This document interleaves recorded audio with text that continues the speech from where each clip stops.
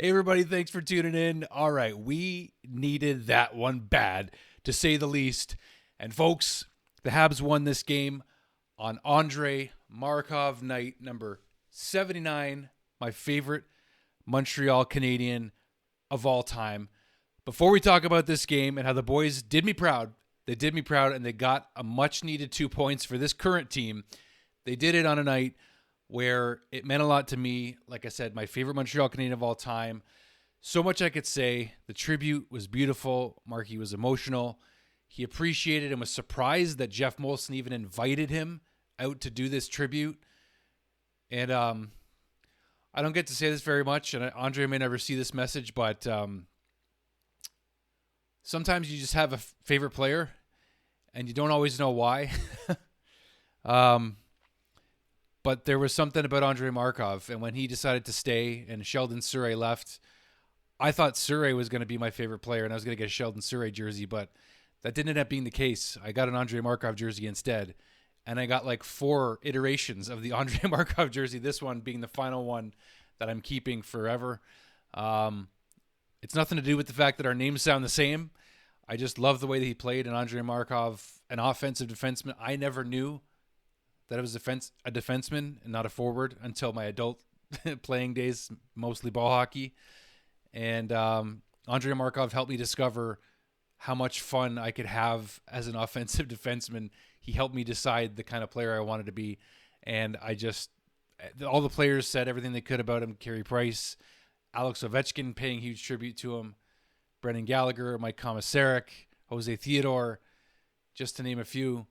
And I just want to thank Andre just for leading by example. There's something special about this team and the players that you love. It's getting me choked up. But I just want to say thank you, Andre, for everything.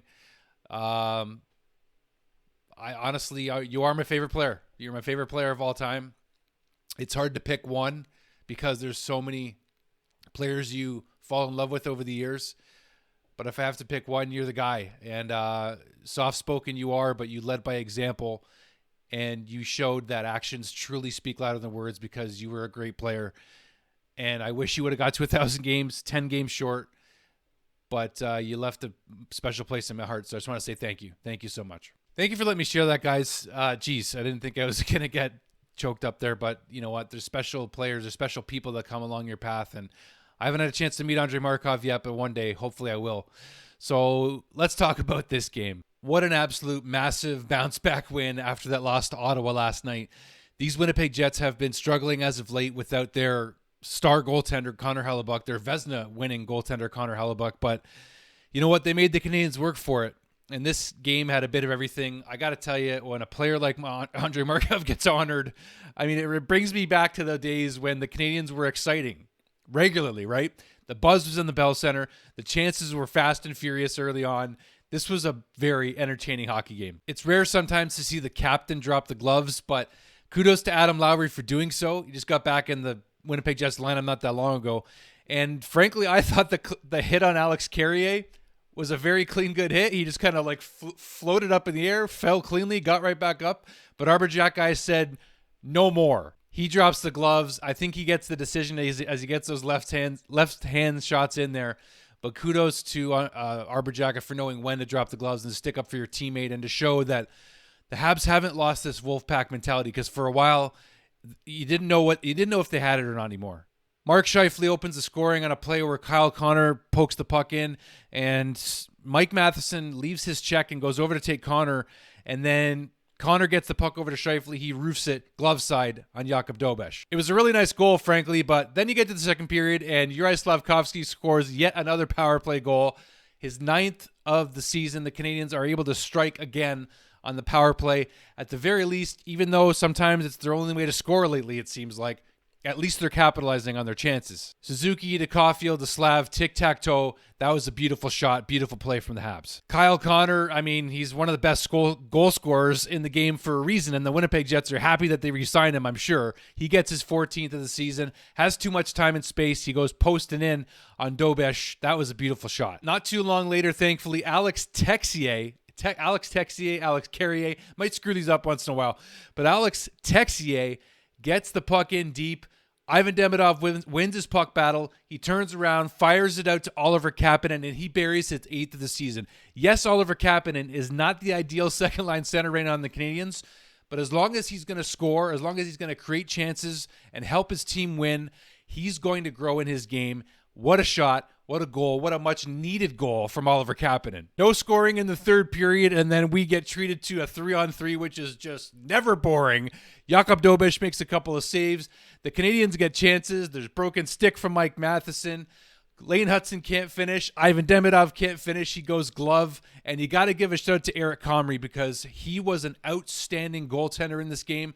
Dobeš played very, very good as well. Don't get me wrong. Dobeš had a .935 save percentage and improved his record to 8-3-2 on the season. 3-on-3 is never boring. It's always a bit of a shame when it ends in a shootout, but I will say when your team wins in a shootout, you care a lot less.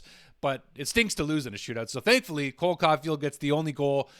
You know, makes a great move and just speeds up at the end of his shot, goes 5-hole, and it ends up being the only goal in the shootout. And thank goodness the Habs get those huge 2 points. Shots on goal were 31 apiece. Shout out to Carey Price, who also gave a great tribute to Andrei Markov, by the way.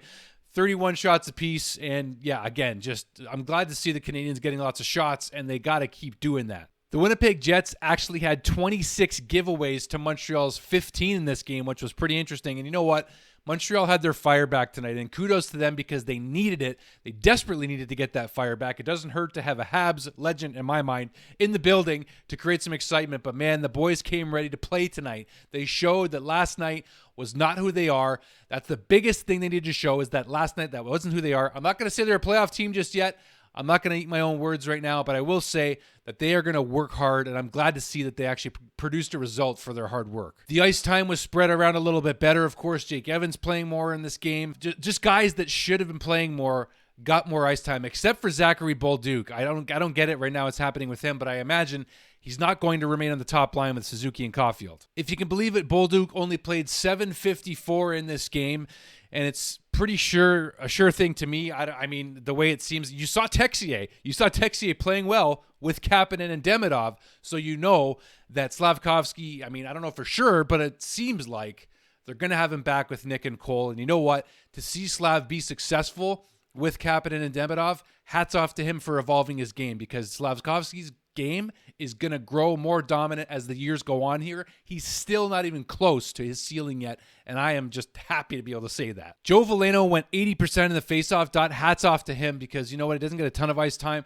doesn't always generate a ton of chances, but hats off to him for winning 8 out of a possible 10 faceoffs. Kudos. Nick Suzuki winning 58.3% of his faceoffs. Kapanen won 46%, and Jake Evans won 72% of his. So shout out to him for that too. These kind of little stats do matter in the grand scheme of things.